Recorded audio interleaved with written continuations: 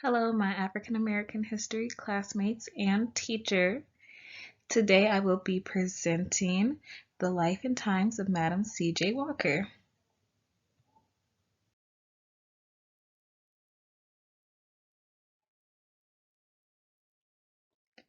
It was December 23rd, 1867.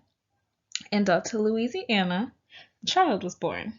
Her name was Sarah Breedlove. She was born in a little sloped roof cypress cabin 2 days before Christmas on the plantation where General Ulysses S. Grant staged the 1863 siege of Vicksburg. She was born to the parents of Minerva, who was born in 1828, and Owen Breedlove, who was also born in 1828. Her parents were former slaves. Then they turned to sharecroppers after the Civil War. They got married on December 16th, 1869. Sarah was the first of her 5 older siblings, Alexander, Louisiana, Owen Jr., Solomon, and James, to be born free. A few days shy of the 5th anniversary of the Emancipation Proclamation, as they were all born enslaved, and before the Civil War, which was the war that ended slavery, as most of us, all of us know. And the Civil War began April 12th of 1861 and ended May 9th, 1865. The war was ended when the 13th Amendment came about, again, the Emancipation Proclamation, where President Lincoln signed that slavery was ended and the slaves were now free. Sarah's childhood friend, Celeste Hawkins, describes her as an ordinary person, an open-faced good gal. She says they played together, caught crawfish in the bayous, went to picnics and fish fries, and sat together at the Polar Church on Sundays. They also worked alongside their parents in the fields as the heat blasted against their chests. Sarah's friend nicknamed her Winnie, which many people back then did call her Winnie instead of Sarah, and remembered their look-alike hairstyles, twisted and wrapped with strings. In 1874, Sarah could enter her first grade public school in Louisiana. Of course, though the state legislation declined to fund them by the Freedmen's Bureau disbanded its education division, school was very dangerous to attend, as teachers were tortured, harassed, and even killed. Freedmen and women really wanted to educate their children, and they wanted education for themselves. But it was really hard to do so back then. So Sarah only got to experience 3 months of education, and she was fortunate to have Polar Church teach her her ABCs and more. Just as she was 3 years old, Sarah's imagination was already sparked for life beyond Delta. Soon after, Sarah's mom passed away, and then her father remained within a year or less. Shortly, he got remarried, and then he passed away as well. Though it's not known how they died, diseases were a high cause of death back then.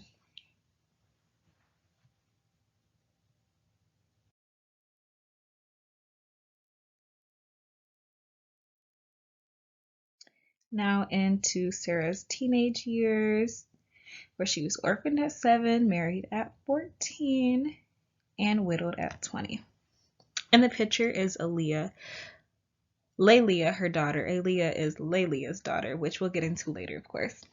Okay, at the young age of 7, Sarah was orphaned, and in an interview she said, "I had little or no opportunity when I started out in life, having been left an orphan and being without a mother or father since I was 7 years of age. Taken in and raised by her older sister, Louisiana, where they worked alongside each other in the cotton fields. Louisiana's husband, Jesse Powell, was very abusive, and Sarah described him as cruel. Due to the economic disaster of the cotton year, Sarah, her sister, and brother-in-law had to move off the farm and across the river to Vicksburg. In mid-November in 1878, with no cotton to pick, Jesse and Louisiana were forced to look for jobs. Of course, both uneducated, this was very hard for them to do. But for Sarah, this move was good because now she got to see her older brother, Alexander, who worked as a porter at C.L. Chambers Grocery. He worked by all the beautiful luxury stores that Sarah admired and knew she would possess luxury one day. She knew it. She knew it at a young age. Jesse and Sarah saw Sarah as a burden and wanted her to help with the household income. Now just think, this 7-year-old girl has to help with the household income. I guess it was normal back then, of course, not like I would know, but that just kind of seems, different. So, doing so, Sarah had to get a job as a laundress. With so much going on during this time in Vicksburg, such as rallies, killings, mobs, and attacks, everyone started leaving. This included Sarah's brothers now, as she was left with Jesse. Sarah had enough of it, and then she had enough of him, and she left at the age of 14. When she left, she met a man by the name of Moses McWilliams, who was a laborer, and they ran off together.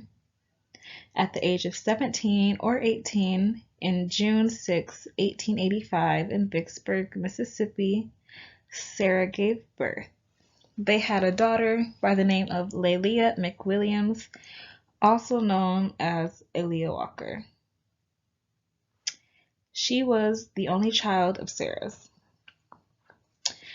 And then Sarah and Moses were married from 1882 until his death in 1887, though it's unclear of how he died. Sources believe that it may have been a mob riot, and Sarah was left widowed at the age of 20, and Lelia was left fatherless at the young age of 2.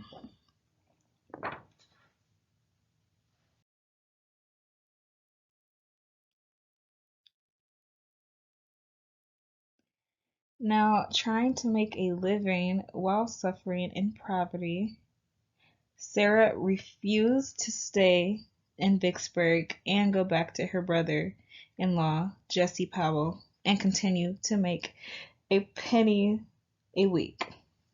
So, in 1888, Sarah and her 3-year-old daughter, Lelia, moved to Vicksburg, Mississippi, to St. Louis, where her 4 brothers owned their own barber shop and were the largest group of Black entrepreneurs there. They also lived very close to each other, so Sarah had the support from all of them. She had what's thought to be a room rather than an apartment at 1316 West Wash Street, and there she worked as a laundress, and she made as little as $1.50 a week. While working, she could also watch her child. All the work was done in hand in wooden washtubs and iron pots of boiling water, all while the lye soap irritated their hands and arms. Sarah was a hard worker and worked overtime, making sure everything was done to perfection, because they only earned as little as $4 to $12 a week. Now, while living in St. Louis, Sarah joined St. Paul African Methodist Episcopal Church, where she was a member of the choir and the Women's Missionary Society. At the church, she was mentored by many men and women of the congregation who inspired and helped her for years to come. She also accepted the help of women from the orphans' home who had taken her daughter a couple times a week. Here, Maggie Rector, the home's matron and one of the founders, escorted Lelia to Dessalines Elementary School, where she entered 1st grade. Though you had to be 6 years of age, Lelia was 3 months shy of her 5th birthday, and she was very tall for her age, so she looked way older. The women of the National Association of Colored Women exposed Sarah to education. She was learning and being taught new things like never before. Sarah knew she had to be, and there had to be more to life. She wanted better for herself and her daughter Lelia, so she wouldn't have to go down the same path as her. But she was still struggling, looking for an answer to her prayers daily. Now to her neighbors, she was Sally McWilliams, a struggling laundress like them. But to her, she was Sarah, a woman whose dreams beyond anything could imagine. Her and Lelia moved quite often, about twice or even more in a year, either going home to home or in and out of her brother's home. They were always close to homelessness. Her church was still a prominent aspect in helping her and Lelia. The congregation and church began to expand and move around, and Sarah followed. When St. Paul moved to Lawton and Leffingwell, a prominent white area, she then lived in her younger brother Solomon at 1407 Linden Street.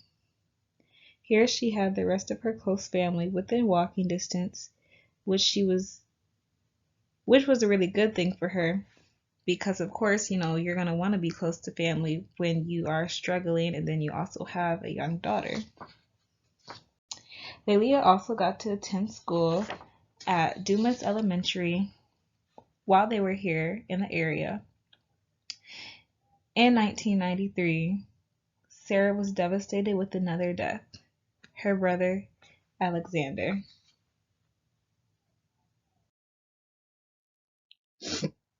Then within a year, she married a second time on August 11th, 1894, a man by the name of John Davis. He was a professor at the University of Virginia School of Law. John had no home of his own, so he had to move in with Sarah and her daughter. Sarah and John were married for 9 years, though it was said Sarah regretted her decision, as John was not the best husband, but she felt Lelia needed a stepfather. John would not provide for the family, and it said that he would spend money on girls, one by the name of Susie, which is kind of like a common name for, like, if you're cheating on somebody, like they say you cheat with Susie.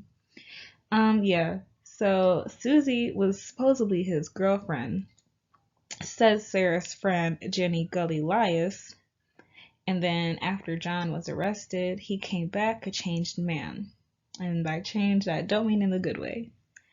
Every time Sarah would mention cheating to him or questioning it, John's drunken self would strike, beat, or maltreat Sally, aka Sarah. Another one of Sarah's longtime friends, Ida Winchester, described him as fussy, mean, and dangerous. It's unknown if John did anything to Lelia, but if he did, Sarah never mentioned it and she kept it to herself. In 1898, they moved in with Sarah's brother James at 2142 Walnut Street. After moving from 4 different homes on the same street, Lelia could now attend school again. Louverture Elementary is where she went to school, and Sarah made sure she stayed in school, with only missing 6 days between September 1898 and June 1899. Though the rest of the school year in 1899, she only attended 23 days.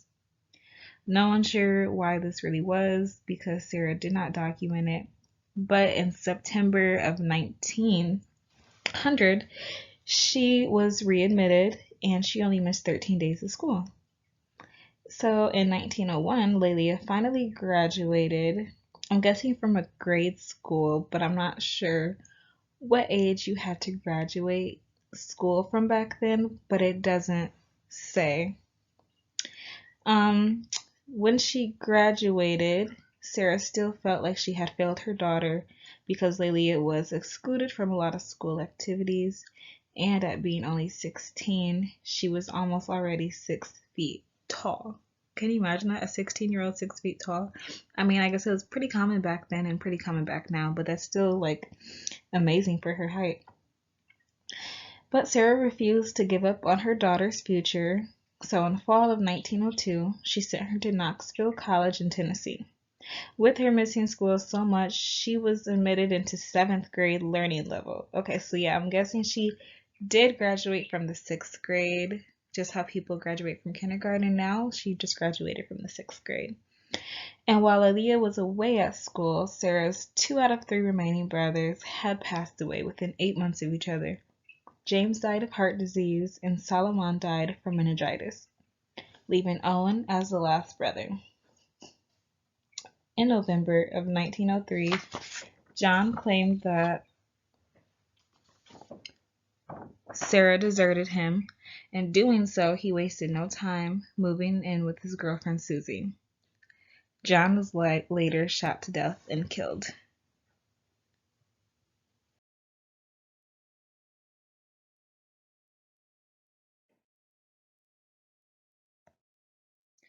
With Lelia out of the way, Sarah now had time to work on herself. It was said that she was educated in night school in St. Louis, though there are no public records of it.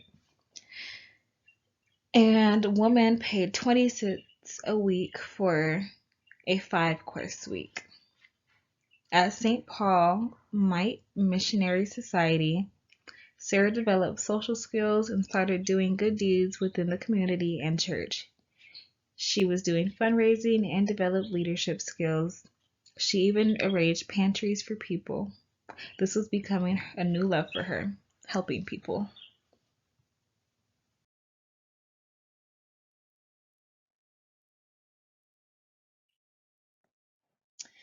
Around the mid-1890s, after Sarah had married John, this is when she first began and started facing her loss after her severe scalp condition.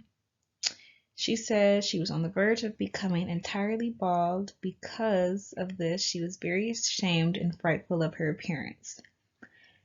And she was very desperate for a solution. So, praying to the Lord for a solution, her prayer was about to be answered. She started experimenting with hair remedies and treatments. She said, "For one night I had a dream, and in that dream a black man appeared to me and told me what to mix for my hair. Some of the remedy was from Africa, but I sent for it, mixed it, put it on my scalp, and in a few weeks my hair was coming in faster than it had ever fallen out. Then, after she tried her remedy on her daughter and neighbors, she knew it was time to start selling. She says this was nothing but an inspiration from God. In her scalp ointment was coconut oil, dipped petroleum, beeswax, copper sulfate, vanilla extract to mask the sulfur, and carbolic acid." Sarah also helped with selling Annie Turnbull Malone's hair products, a close resident of hers, and is said to have fixed Sarah's scalp condition at first with her own remedy. So both of these women had scalp conditions, and Annie would soon be a competitor. And they did seem to get into it a lot, only because Sarah's company was doing way better than Annie's. But I do believe that she does owe Annie credit, because Annie is the one who started to fix her scalp condition at first. But I don't think, and it was never documented, that she gave Annie credit, because she did distance herself from her once a dispute started to get public with him. So Annie was a black businesswoman before Sarah, just like I said, and she too grew famous for her hair product, and she was also a soon-to-be millionaire. But Annie did not let Sarah partner with her, so this is why Sarah had to take things into her own hands and be creative. There was a huge fair at St. Louis, and Sarah knew that the opportunity was one she had to take. The fair brought people together, black and white, from various places, and many things were sold here. It was kind of like a carnival shop fair, and she was selling, at the time, Annie's hair products at the fair.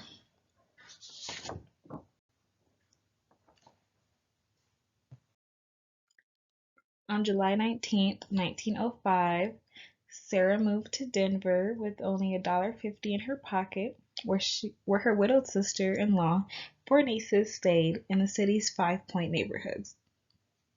CJ, who we'll get into later, which will soon be her husband after John Davis, ended up staying behind in St. Louis. Though it's not known why, it is thought to because they didn't have enough money for 2 train tickets. There she worked as a cook and a local pharmacist where she could then perfect her formula. She still had a full bag of Pope Turnbone's wonderful hair grower ready to sell. Once her formula was perfected, it cured dandruff and scalp infection, which were quite common at the time due to lack of indoor plumbing and the bad alkaline water in Denver. While here, she joined Shorter Chapel AME Church, which was a great way for her to promote her business. She met a guy by the name of George Ross, who owned a small printing business, and he made her first batch of advertising cards for Pope Turnbone's articles, which Sarah still called herself an agent for Robert and Pope, which was the company's name. She spent a lot of money advertising for Pope's hair grower, more than bread and butter. She was so determined in her work that she rarely rested, and customers really gravitated towards her because of her splendid personality. And then finally, in November, CJ joined Sarah down in Denver, and on January 4th, 1906, she married him. He was her third husband, Charles Joseph Walker, who was a St. Louis newspaper sales agent. Though it's said that they started seeing each other as early as 1902, around when Lelia went off to college and around her divorce with John. Charles lived at 1519 Clark Street in St. Louis, which was easy walking distance of Sarah's home. To Sarah, Charles was the man with the right amount of ambition to match her, someone who she could build a future with. They moved into a house on 2410 Champa Street, so now that Charles was in Denver, he could start helping Sarah with her early advertisements. Once they started working together, she could start seeing herself as a businesswoman. This caused her to change her name by adding her husband's surname, CJ, then adding Madam for Enterprise. This birthed the name Madam CJ Walker. Her husband CJ also had things going for him, as him and his partner, B.W. Fields, opened the Industrial Real Estate Loans and Rental Company at 212 15th Street.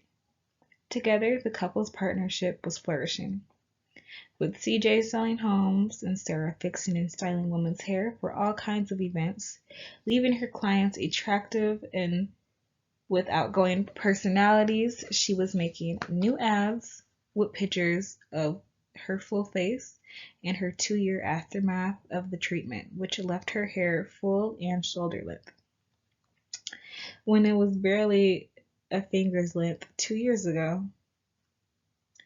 There was an event CJ was hosting called Decoration Day.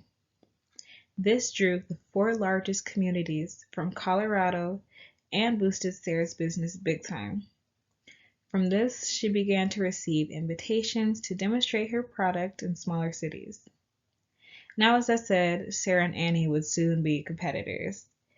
This happened when Annie told people not to buy from Sarah, and only the real product could come from her, which you have to remember, at the time, Sarah was still selling Annie's product. Shortly after, Sarah distanced herself and started to market her products under her own name. So yes, now she did start to market her own products. And this also birthed the name Madam C.J. Walker Manufacturing Company.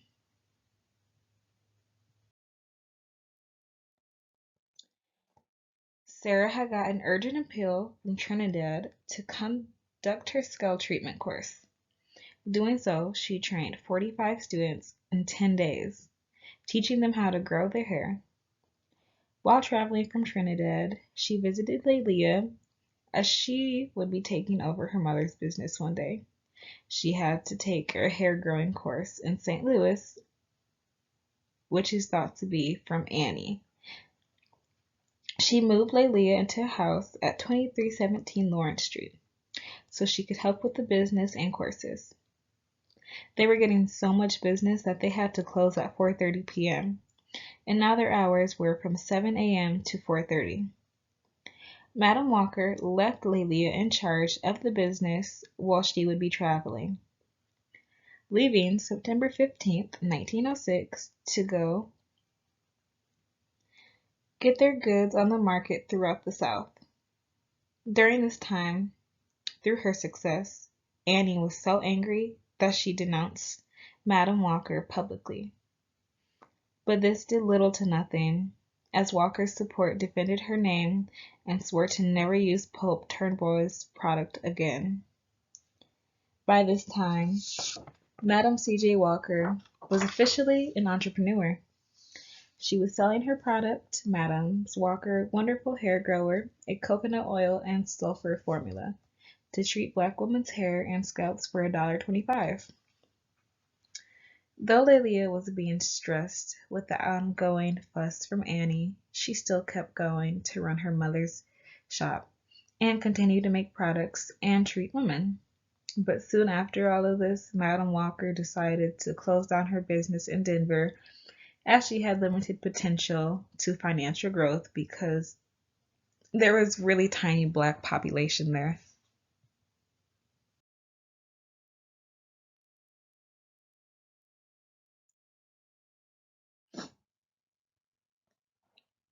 With her now on the road, this boosted her income drastically.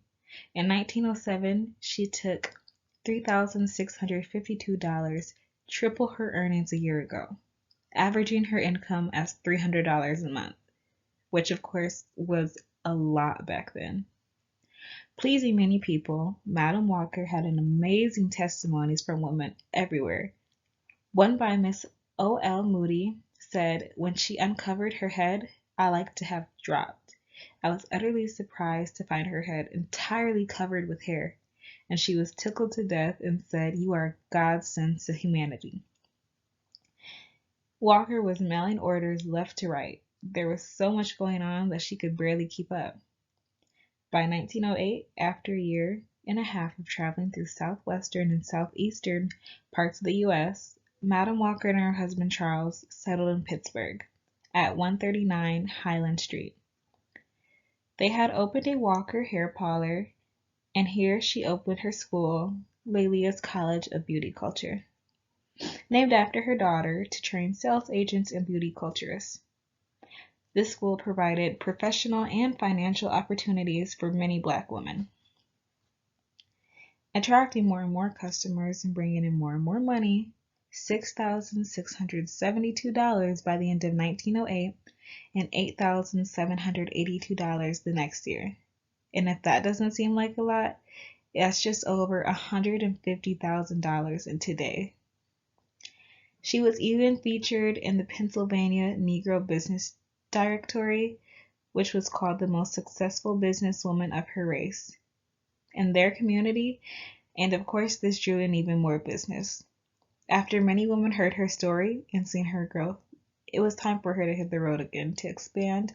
This time she went to Wilberforce, Ohio, and here she treated 51 women and girls, all of them pleased as could be with their results.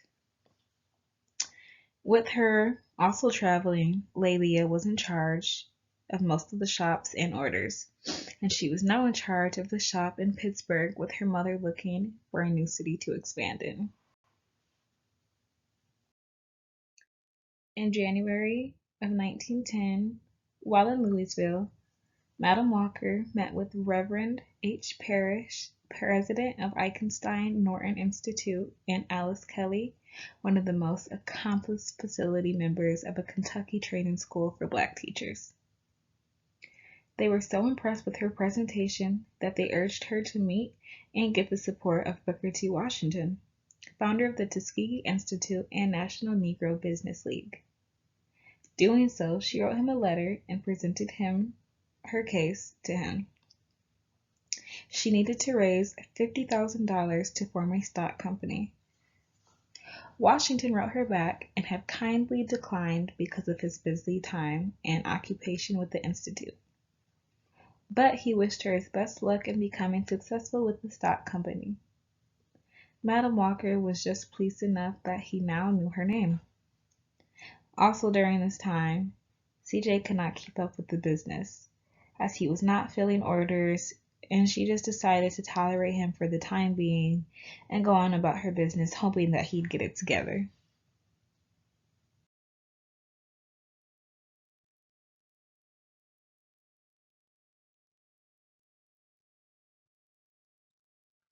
In February of 1910, Madam C.J. Walker and her husband made another move to Indianapolis, Indiana, where 21,816 Black residents comprised 10% of the local population there, the nation's sixth largest Black enclave. She wasted no time to host an event here, demonstrating the art of growing hair that would attract the woman to her temporary salon here. She sold her grower for $1 at first, then lowered her prices to 50 cents for the grower, 25 for the shampoo, and 35 for the manicure, in hopes to gain more profit. And also doing special deals frequently that boosted sales. This worked out so well that when she was able to move into a 5-room rental flat for $10 a month. Can you imagine if rent was $10 a month still? And like I said, she was always moving. So on her way to another record-breaking year, she bought a $10,000 two-story brick home at 690 Northwest Street, and even added on rooms and bathrooms to that home.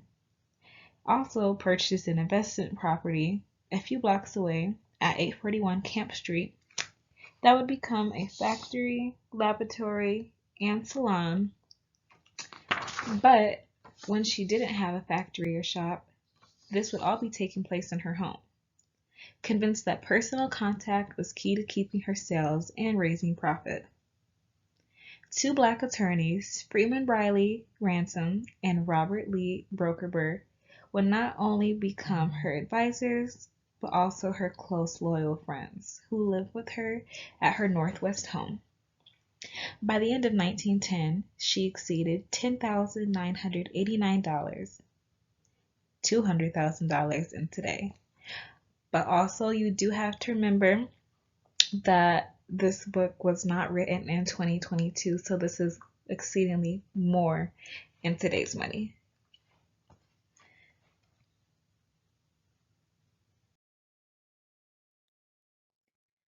With finally finishing her factory, she continued to write Washington to remind him of his promise to visit her home and factory.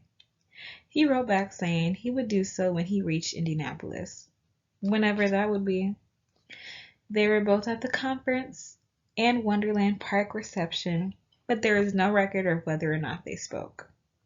During this time, Walker now claimed 950 Walker sales agents and several thousand customers and counting after every convention she attended.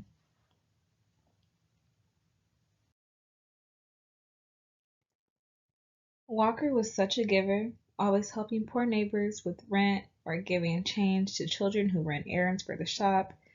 She also started a campaign with the Knox Committee to construct a Senate Avenue YMCA, to build the Young Men's Christian Association facilities in Black communities in several different American cities. She felt it was her duty to help them, saying if the committee can help save our boys, it can save our girls, hoping one day there would be a YWCA. She gave a $1,000 contribution, which launched her reputation as a philanthropist. And she was also the first colored woman in the U.S. to give a $1,000 contribution to a colored YMCA building.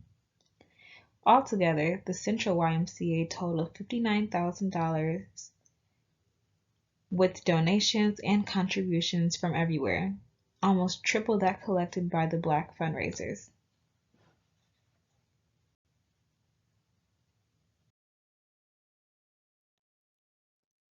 Coming up was Washington's forthcoming January 1912 Negro Farmer Conference.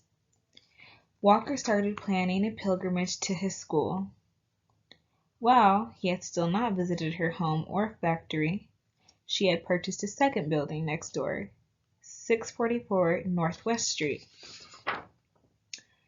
She knew he had to have heard about her $1,000 contribution, so she wrote to him again, asking if she could show him her work. When he wrote back, he said that she may have misunderstood the reasoning for the conference and that it was for poor farmers with little or no money seeking guidance, and this was not the place desired for her business. Though it said that Washington's ghostwriter, Emmett Scott, wrote this letter instead, but of course she would have not known that at the time. Washington was also seeking to banish hair care ads from the newspapers that he controlled. He really didn't care much for the beauty product industry. This only made Walker more eager and determined to visit the Tuskegee campus. So, her and husband CJ, who had been out traveling but was now back for the time being, went to Alabama to the conference. But first, Walker insisted on meeting Washington before the conference. She showed up to his private home in the morning, refusing to be turned away. After her long journey to get there, they did let her in, and she was not turned away. But Washington did decline to speak to her directly, so she had Scott bring the words to him. She wanted to be able to speak to him and the farmers about her own struggle and how she got to where she is now. It is possible that Scott tried telling her not to visit the campus, but she was able to get the chance to arrange to speak to him for 10 minutes at night in the chapel. So she did not get to speak at the big conference, but she did get to speak to a small crowd afterwards. Later on in the campus newspaper, she was not well received. Thinking the editor was Scott, and clearly he seemed to dislike her for some reason or was not in her favor, he made it seem like she extended her stay and had to persuade Washington to allow her to market her products. Which, is he kind of wrong? She was determined to demonstrate her product. But after she had demonstrated her product, he changed his mind about her and he thought highly of her. About a month later, when she was billed $40 for printing work, he asked her for a donation from her, and she gave him $5 to help cover a student's semester worth of books. I wish a semester worth of books were still $5. Though it was small, it was still helpful. He did thank her, but he may have been disappointed with the amount that she gave.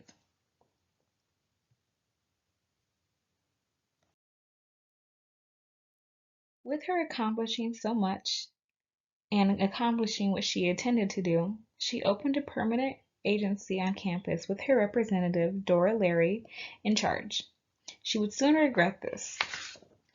Walker and CJ hit the road again, heading south, and landed in Jackson, Mississippi. But with CJ always on the road, he was having a lot of affairs. So while Walker was still in Mississippi, CJ and Dora met at a hotel in Birmingham called the Dunbar Hotel. Here, he was having an affair with her. But when Walker was on her way to the hotel, she heard them talking through the keyhole. It said that she reached into her handbag for a revolver, gripped the trigger, then froze. Only because if she were to shoot CJ, this would ruin her whole reputation. And she knew he wasn't worth it, so she just left. And immediately after this, she returned to Indianapolis, and CJ met her there. Here, she divorced him.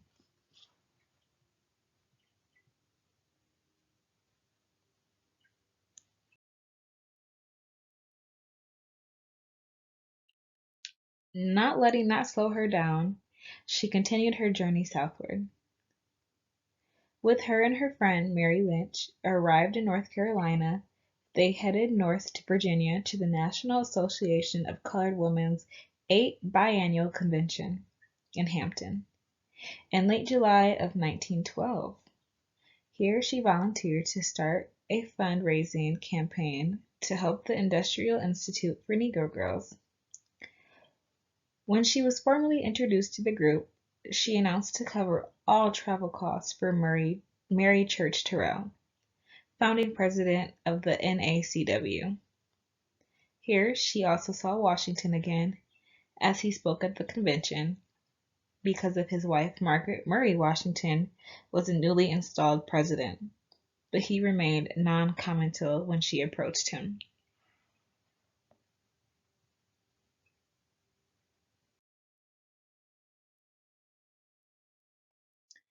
In late August, Walker had arrived to Chicago to hear the motivational stories and to talk with Washington once again. Again, he pays her little mind, and she is frustrated with his lukewarm attitude towards her and her work. But she also respects him for being a slave to now a race leader, with his income well over hers and him being respected by presidents and even meeting with them as well. She was definitely not on his mind. So yes, she admired him, but she did not agree with everything that he said. It was clear that Washington had some type of tension with Madam Walker, as he called on someone else's hair product at the convention rather than hers.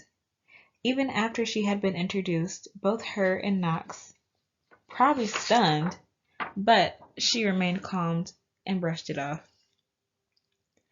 But by the last day of the convention, she was losing patience, as he was not going to grant her the opportunity to speak. So again, taking matters into her own hands, at the convention, she stood up and spoke in Washington's direction. She said, "Surely you are not going to shut the door in my face," and added, "I feel that I am in a business that is credit to the womanhood of our race." With everyone applauding her, she continued, but then said, "Please don't applaud, just let me talk." She went on to express her struggles and where she came from. Even Knox stood up for her, being on her side. And still, Washington looked unfazed, moving on to the next presenter like nothing even happened. But she wouldn't give up there. It would just take a little longer for him to come around and see her true value.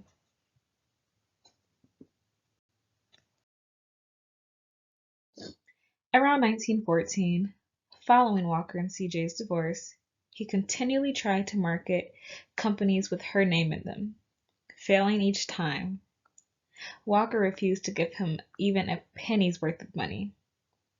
Also after the divorce, Lelia legally adopted 13-year-old Fairy Mae Bryant, who was from Noblesville, Indiana, but often visited her grandmother, who was blocks away from Walker's home. She was a well-mannered, light-skinned girl with her long, thick braids that reached below her waist. She was a perfect model advertiser for Walker. Lelia ended up changing Fairy's name to May Walker Robinson, even though Lelia's husband, John Robinson, would have no part in May's life.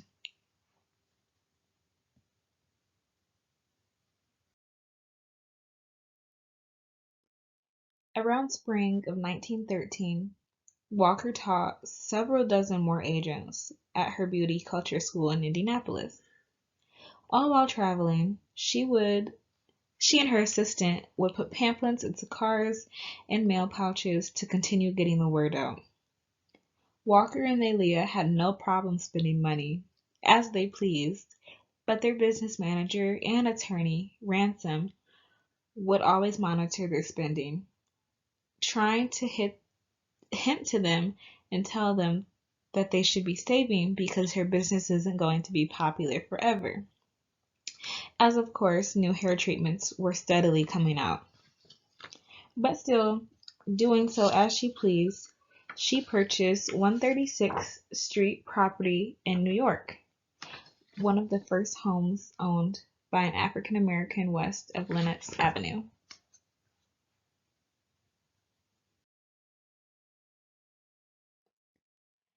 Still eager to be a part of Washington's team, she invited him to be a house guest at her home at 640 Northwest in Indianapolis, as he was going to be there for the July 1913 dedication to the new YMCA.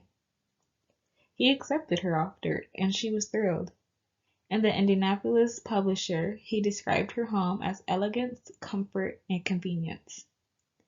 When they arrived to the event in Walker's four-person car, people were crowded and cramped, shoulder to shoulder in the gymnasium. About 1,200 black and white Indianapolis residents. Washington started to change his viewpoint on Walker and say that she was a striking example of the possibilities of Negro womanhood in the business world. He finally started to see her value and reserved a place for her on the program. During the 3-day event, she had Lelia by her side and proudly introduced her to those there. She also had her chauffeur, Homer West, and travel companion and tutor, Alice Kelly, there, who was also part of the business. Still looking to expand, she wrote to Washington asking for help and guidance on building a school on the Tuskegee campus. But he was unable to help due to the past failure, one of the students dying from an incident. He wasn't ready for another school quite yet. Knowing she had to learn for herself, she spent part of her February in 1914 on campus, taking classes and training sessions. Impressed by the students, she would consider providing scholarships. But with her donations not being able to do much because she was still focusing on her business, Washington was still seeking more from her and wanting and asking for more money to help students. By doing so, she scolded him by saying, "I am unlike your white friends who waited until they were rich and then helped. I have been mistaken for a rich woman, which has caused sources of demand for help." Washington had many more rich friends like Andrew Carnegie, John D. Rockefeller, who gave lots of money to the school as well. But since he kept asking Walker, she asked again to build a school there, and he again replied that he was not ready for a course like that yet.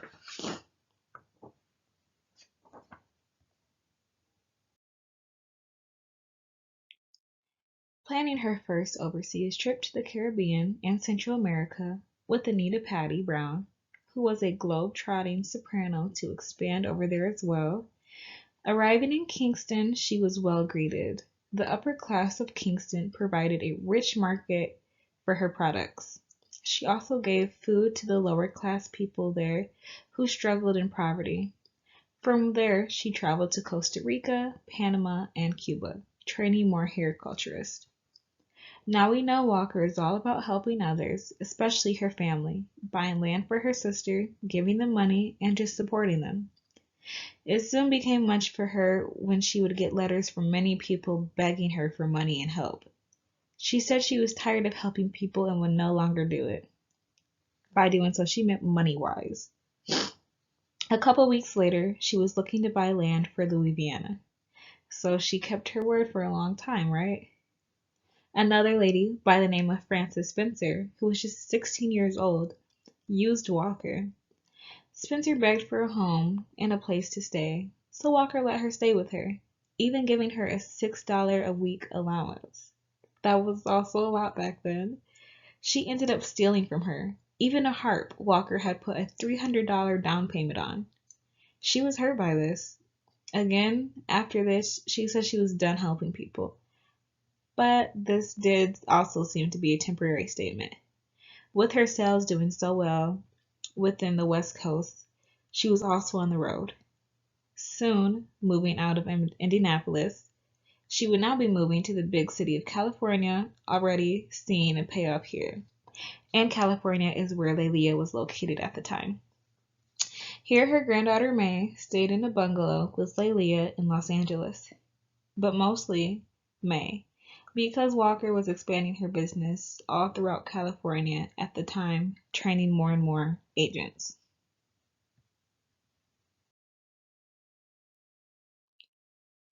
In late November, Walker was hit with the news of Washington's death. This hurt her very deeply. She attended the funeral, where over 8,000 mourners also attended. She also gave her condolences to his wife, Miss Murray.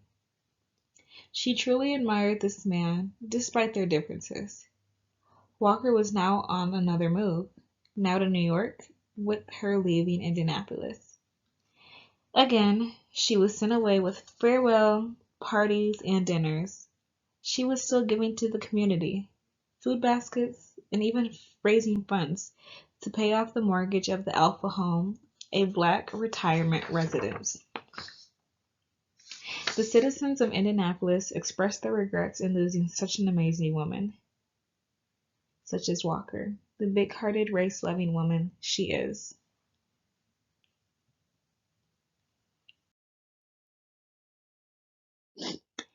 Every 6 weeks, Lelia May instructed a class of 20 Walker hair culturists in her home shop in Harlem, New York, which was becoming the biggest and most elegant black community in the Western world.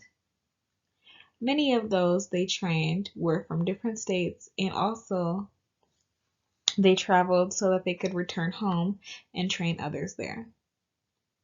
They were doing so well with sales that Lelia would blow through money, buying more and more buildings and requesting more and more money from her mother, which of course she would accept and give to her because Walker spoiled Lelia so much, giving her and buying her whatever she wanted. She would be known in today's age as a material girl. This means that she was all about luxury and having the nicest things that she could have and nothing less. With her and her mother slowly racking up debts, it seemed to not be a bother to them as they both kept buying more and more things. Their attorney, Ransom, was really worried, as Walker rarely brought things to him to advise first, and she would just do things her way. Because as an attorney, she is supposed to look things through with him, and she did not do that. He said to Lelia that, "But I can't imagine no greater disgrace than to be known as your mother is known, and in the end give your enemies a chance to rejoice in the fact that you died poor."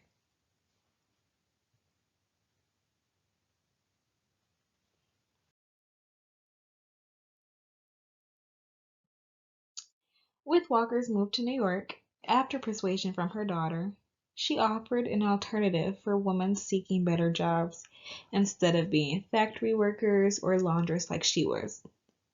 She said those who learned Walker's scientific scalp treatment can earn $15 to $40 a week, as her ads promised. Soon, many testimonies came in from this and from people being able to purchase homes and now making a profitable living. This was also so successful that it pushed her annual sales over $100,000, equivalent to more than 1.5 million today, which this book was published years ago, so this would probably be around, I would say, 4 million.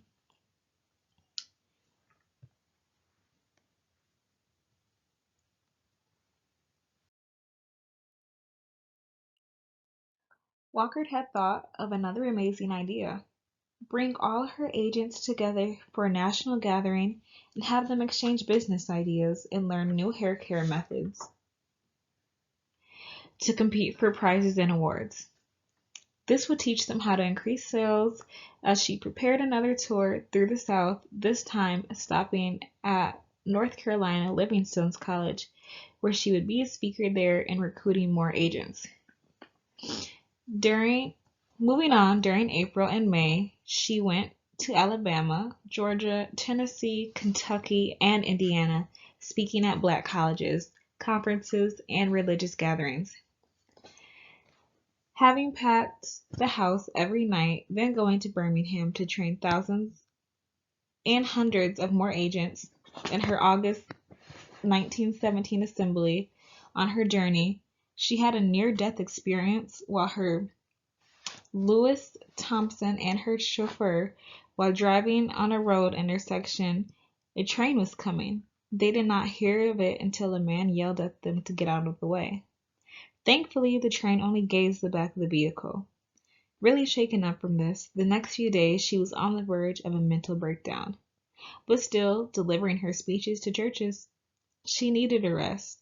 So after, she headed to the hot springs in Arkansas for 6 weeks. But at the doctor's, he noticed early signs of kidney failure in Walker and high blood pressure. She decided to look after her health and leave the big business issues alone during her stay.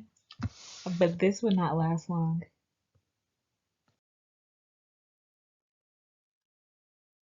Returning to Battle Creek, Michigan in January 1918, still recovering and needed to rest, she embarked upon a 3-month Midwestern tour. This lady did just not know how to rest or sit down. She was just so worried about her business, like she was always on the go.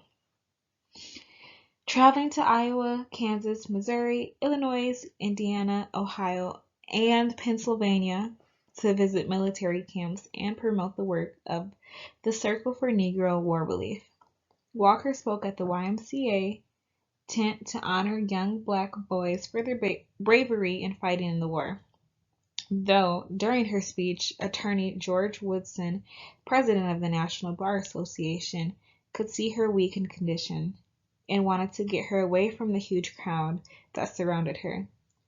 But Walker loved speaking with the people and would not leave them. Once she got home, he insisted that she get rest. But she refused, as she continued to talk with the visitors. Aware of her progressing kidney disease, Walker still decided to travel and keep up with her busy schedule. After holding more and more conventions, she decided to rest briefly in her Indianapolis home before heading to Columbus, Ohio, to train a new group of Walker agents. But as the war was going on during this time, the business was struggling, as they were low on supplies and grower. Many customers were angry with them and Lelia, though she could do little to nothing about it. She kept trying to fulfill their needs still. With many things being difficult during the war, Walker was facing her own issues with fake agents. As many people were now refusing to take the course, they would go buy glossine from the drugstore and act as agents, deceiving many people. She spoke on this issue during another one of her conventions, clearing the air about it.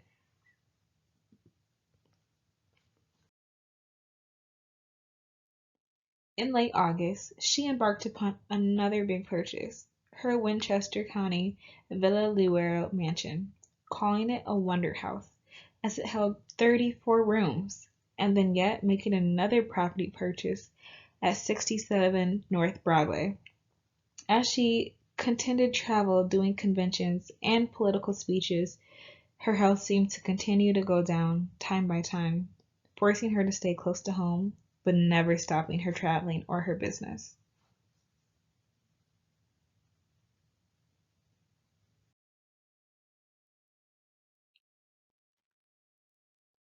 After her 51st birthday, on December 23rd, she enjoyed having family and friends, house guests, and workers in her home, gifting them all. Bringing in the new year, her sales exceeded $275,937.88, an increase of $100,000 from last year, and equivalent to $3 million today, which would probably today be around $6 to $8 million. Ransom had no doubt in his mind that they could reach $500 million or more by the next year. And now that her wartime supply problems were gone, she could now bring in her hair products as regular. Now, she also started selling facial products such as cold cream, cleansing cream, and face powders. And in even more exciting news, Ransom reported to her that all of her loans have been finally paid off. Everything was going great. She had every reason to believe that 1919 would be her year and would draw her closer to a millionaire status.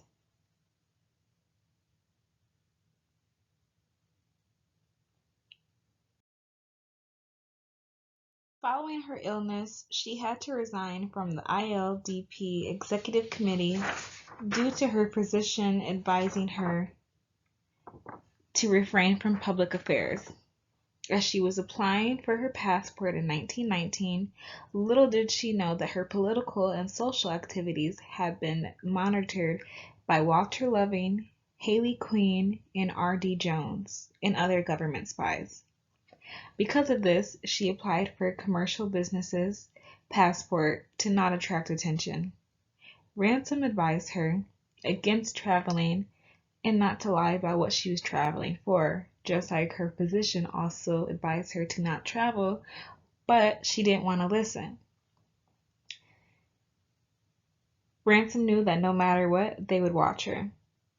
So, from this, she did not end up executing her trip to Europe. Instead, she sent her full support for Du Bois, who would be convening a Pan-African Congress in Paris.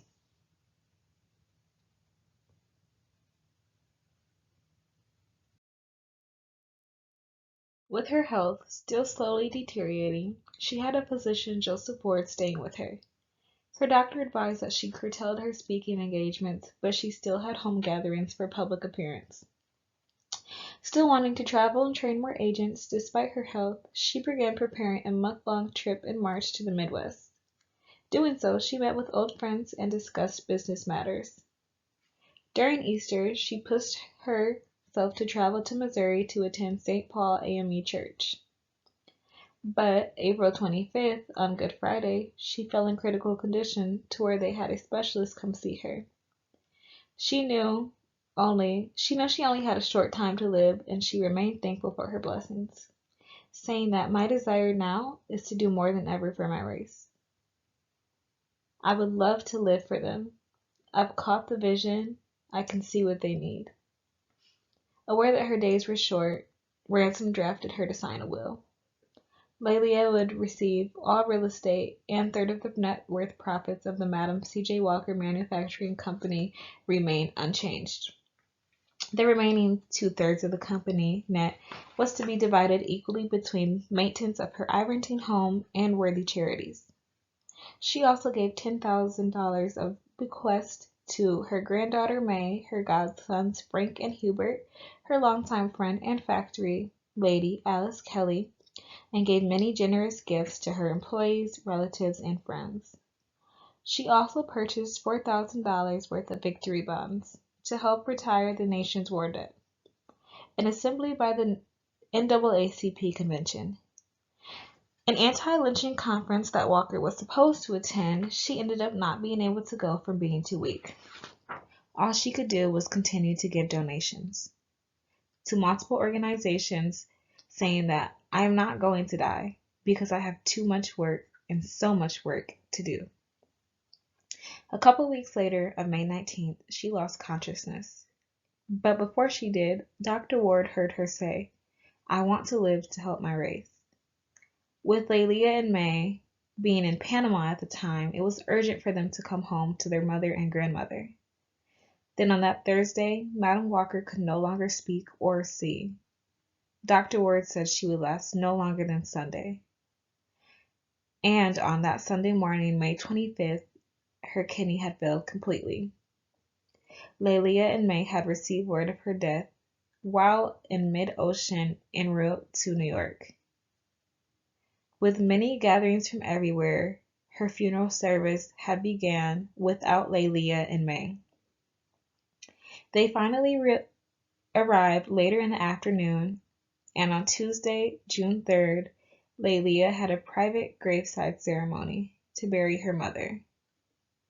Her death spread everywhere, in the news and all over the world. In the article, she was pronounced the wealthiest Negro woman in the United States, if not the entire world, credited with having a mass fortune of more than $1 million through her sale of her hair restorer.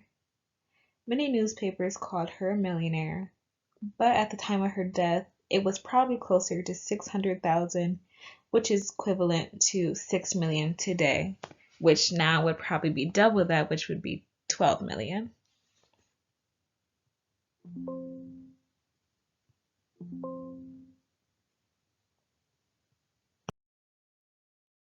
Two years after her death, the Walker Company sales proceeded in $486,000 in 1919, equivalent to 4.8 million today, so double that, around 9 million, and then 595,000 in 1920, equivalent to 5 million, so probably around 10 million today. By the end of 1920, the company proudly claimed to have trained over 40,000 Walker agents since 1906. The amazing first self-made African-American female millionaire.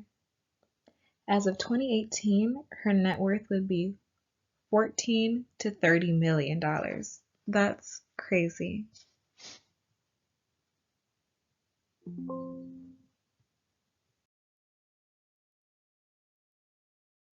We have now reached the end of the presentation. Thank you. And I hope you guys took some really good, interesting facts about Madam C.J. Walker. And I hope you guys enjoyed. Thank you.